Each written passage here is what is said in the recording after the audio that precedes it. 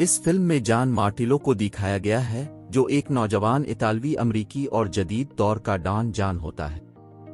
वो new Jersey में रहता है और जिंदगी में कुछ ही चीजों की परवाह करता है, जिनमें इसका जिस्म, इसकी गाड़ी, इसके दोस्त और बहुत सारी लड़कियां शामिल होती हैं। लेकिन इसके लिए सबसे अहम चीज अपने लैपटॉप के सामने वक्त गुजारना और गंदी फिल्में देखना होता है। अगरचे वो एक खुशगवार सेक्स लाइफ गुजार रहा होता है और तकरीबन हर रात एक नई लड़की के साथ गुजारता है, इसके बावजूद वो गंदी फिल्में देखकर हैंड पार्टी करने का शदीद तौर पर आदी होता है, क्योंकि इसके मुताबिक ये सब उसे जिनसी तौर पर ज्यादा मुतमईन करता है। एक रात क्लब में जान मामूल के मुताबिक अपने दोस्तों के साथ होता है कि अचानक उसकी नजर बारबरा शुगरमैन पर पड़ती है। इसके दोस्त इसकी पसंद पर काफी तनकीद करते हैं, लेकिन जान उन्हें नजरअंदाज करता है और बारबरा को हेलो कहने के लिए इसके पास जाता है।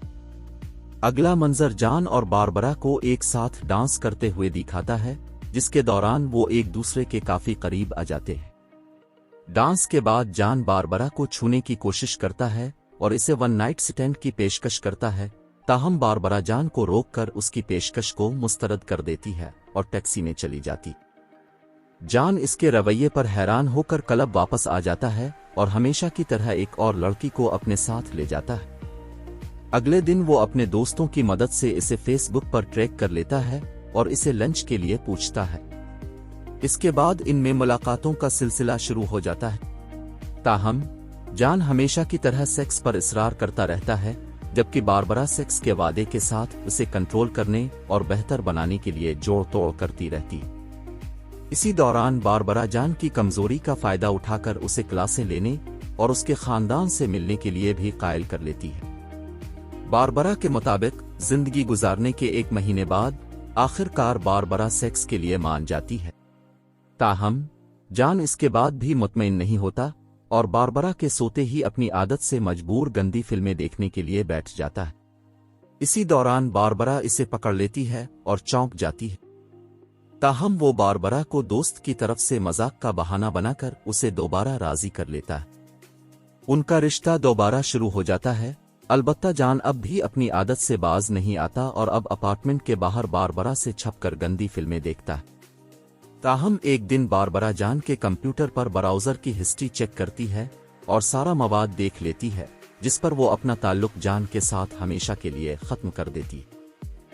बारबरा के बाद जान अपने पुराने जिंदगी में वापस आने की कोशिश करता है, ताहम वो बुरी तरह नाकामयाब होता है और अपनी तबाही के रास्ते पर चलने लगता है। इसी दौरान जान की क्लास टीचर एस्टर, जो जान की बुरी आदत के बारे में जानती है, इसकी मदद करना शुरू कर देती है। ताहम हमेशा की तरह जान सिर्फ एक ही चीज में दिलचस्पी लेता है।